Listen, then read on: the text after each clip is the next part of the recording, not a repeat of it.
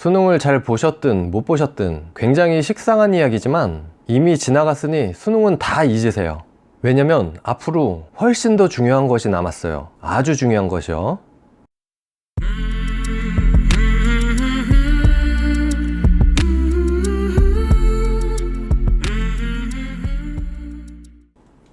안녕하세요, 아키윤입니다. 오늘 제가 해드리고 싶은 얘기는요, 어떻게 보면 제 컨텐츠하고는 크게 상관은 없지만 해마다 수능, 대학 입시철이 되면 길거리에 지나다니는 수험생들, 학생들을 보면서 이 이야기는 좀 해주고 싶은데 막상 할 기회가 없어서 못했던 이야기들을 이제 제가 유튜브를 하고 있으니까 이 매체를 통해서 한번 해드리고자 합니다. 그래서 이 영상만큼은 꼭 많은 학생들과 아니면 학부모님들께 많이 좀 보여줬으면 좋겠습니다.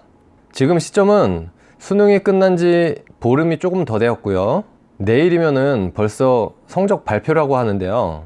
어떤 분들은 즐겁고 여유 있는 마음으로, 또 어떤 분들은 굉장히 아쉽고 착잡한 마음으로 점수를 기다리면서 학기 마무리를 하고 계실 것 같아요. 정말 그동안 수고 많으셨고요. 수능을 잘 보셨든 못 보셨든 굉장히 식상한 이야기지만 이미 지나갔으니 수능은 다 잊으세요.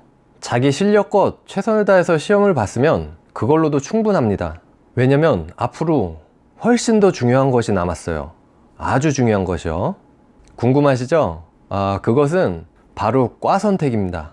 학교 선택보다 중요한 학과 선택이죠. 무슨 말이냐면 저도 그 당시에는 마찬가지였지만 대학교를 한 등급이라도 더 높게 가기 위해서 혈안이 돼 있었어요.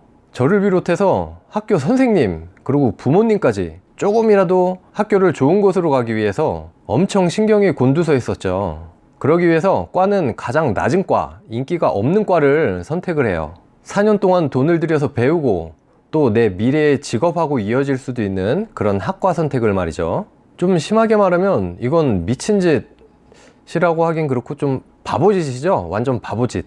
당장에는 수능을 못 봤다고 눈앞이 캄캄할 수도 있고 하늘이 무너지는 기분이 들 수도 있어요. 당장에 눈앞에 현실만 보이는 거죠. 저도 그랬으니까요. 왜냐면 그땐 아무도 저한테 이런 얘기를 해주지 않았어요. 수능을 못 보면 인생이 끝난다는 식으로만 얘기를 해줬었거든요.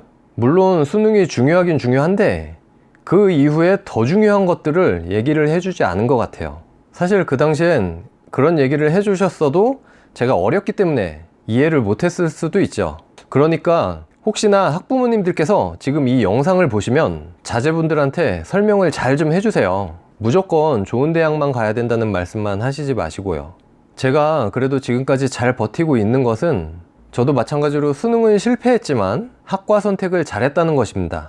지금에 와서 제 주변을 보면 저와 같은 학과를 나온 동기들, 선배들 중에 아직까지 이 일을 하고 있는 사람들은 손에 꼽습니다. 겉으로만 보면 이 일이 굉장히 힘들고 보수도 적고 별로라서 관둔 것일 수도 있겠지만 그 핵심을 보면 자기가 좋아하는 적성에 맞는 일이 아니어서 전향을 했을 수도 있는 거거든요. 자기가 좋아하는 일이고 자기 적성에 맞는 일을 하면 처음에 자리가 좀 잡힐 때까지 일이 좀 힘들고 버거워도 충분히 버틸 수 있습니다. 요즘에 속된 말로 존버라고 많이 하잖아요. 꼭 제가 지금 하고 있는 건축 설계 쪽이 아니어도 어떤 직업군이든 안정되기 전 초반에는 다 힘들어요. 그럴 때 자기가 좋아하는 일이면 좀 더 버텨볼 힘이 생기는 것이고 반대로 자기 적성과 안 맞는 일이면 그만 때려치고 딴 일 알아보자 가 되는 것이죠. 물론 전향을 해서 당장에 훨씬 더 고소익을 얻으면서 자기가 하고 싶은 일들을 하면서 즐기면서 살 수도 있어요. 하지만 여기서 생각해 볼 문제는 인생은 길다라는 거죠. 대학을 졸업하면 이제 본격적인 새로운 인생이 시작된다는 겁니다. 특이한 경우를 제외하면 30에서 40년은 그 일을 하면서 살아가야 돼요. 여러분이 지금까지 산 인생의 2배까지도 되는 거예요. 그 긴 시간을 자기와 안 맞는 일을 하면서 산다. 얼마나 힘들겠습니까? 그러나 현실은 많은 분들이 그렇게 살고 있고요. 사실 자기가 좋아하는 일도 직업이 되면 굉장히 힘들어져요. 근데 그거는 그 반대의 경우를 생각하면 정말 아무것도 아니죠.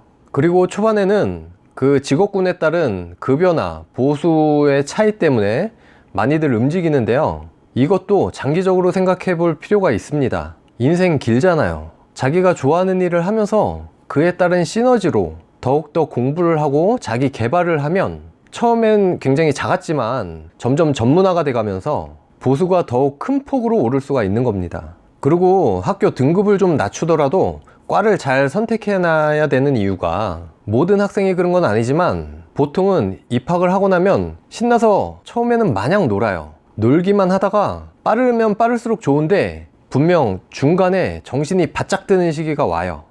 내가 지금 뭐 하고 있는 거지? 내가 지금 이럴 때가 아니지. 공부를 더 해야지 하는 이런 시기가 온다는 것이죠. 예를 들면 남자는 군대를 갔다 오거나 아니면 뭐 어떤 사건이나 계기에 의해서 이때 좋아하는 학과 공부를 바짝 하면 엄청난 시너지가 생기는 거죠. 그게 또 바로 취업하고 이어집니다. 이게 굉장히 단순한 이야기라고 생각하실 수도 있겠지만, 자기가 좋아하는 일을 직업으로 하고 있는 사람의 비율이 높을수록 분명 나라도 발전을 합니다. 경제가 발전을 해요. 행복지수도 커지고 삶의 질이 높아집니다. 이것은 대학교를 단순히 한두 등급 높은 학교를 들어가는 것하고는 비교 자체가 안 되죠. 저도 그때는 잘 몰랐기 때문에 4개의 군을 선택할 수가 있었는데, 가나다라군, 그 중에 2개의 군은 학교를 높이려고 과를 아무거나 선택을 했었어요. 가장 인기 없는 과, 낮은 과를. 근데 지금에 와서는 그 학교가 안 된 게 얼마나 감사한지 모르겠어요. 저는 비록 성공한 인생을 살려면 아직 멀었지만 제가 좋아하는 가장 잘 할 수 있는 일을 하고 있고, 더 중요한 건 미래에 대한 확실한 비전과 희망을 가지고 살아가고 있다는 게 지금 너무나도 행복하거든요.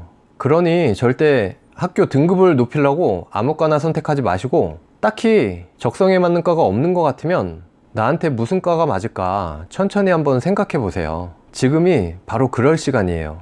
수능을 못 봤다고 속상해 할 시간이 아니에요. 제가 지금에 와서 보면 저를 포함해서 많은 사람들이 직업을 잘못 선택해서 후회를 했으면 했지, 내가 그때 수능 시험을 조금 더 잘 봤어야 되는데 라고 후회하는 사람들은 전혀 없어요. 그리고 그 당시에 저보다 수능 시험을 훨씬 더 잘 본 친구들이 꼭 저보다 더 나은 삶을 살고 있는 것도 아니에요. 그리고 이건 좀 다른 이야기긴 한데, 학교 네임밸류, 물론 중요하지만 시대가 달라졌습니다. 저희도 예전에 학교나 스펙만을 보고 직원을 뽑았을 때 그때 전부 다 실패했어요. 회사가 많이 부족한지 금방들 나가버리더라고요. 그러나 최근에 인성, 열정, 그 전에 학교 생활, 늦게 정신 차리는 학생들도 많이 있으니까요. 그런 것들을 보고 뽑은 직원들은 아직까지도 열심히 잘 다니고 있어요. 그리고 또 성실하면 실력은 자동으로 올라가요. 아주 중요한 얘기죠. 정말 중요한 얘기입니다. 이제 깨어있는 회사들은 직원들 뽑을 때 학교 네임밸류 안 봅니다. 점점 기계화되고 자동화되고 정보화되는 이 시점에서 정작 필요한 것은 그것들을 컨트롤할 수 있는 인성과 열정이죠. 여러분, 재미없는 이야기가 또 길었죠? 그것도 진지 모드로. 왜 이렇게 이야기만 하면 진지 모드가 되는지 모르겠습니다. 어쨌든 저와 생각이 다르신 분들도 많이 계실 것 같아요. 그렇더라도 양해 부탁드리고요. 혹시나 저의 생각과 비슷하신 분들은 주변에 선택의 기로에 서 있는 우리 학생들이나 또 학부모님들께 이 영상을 좀 공유 좀 부탁드리겠습니다.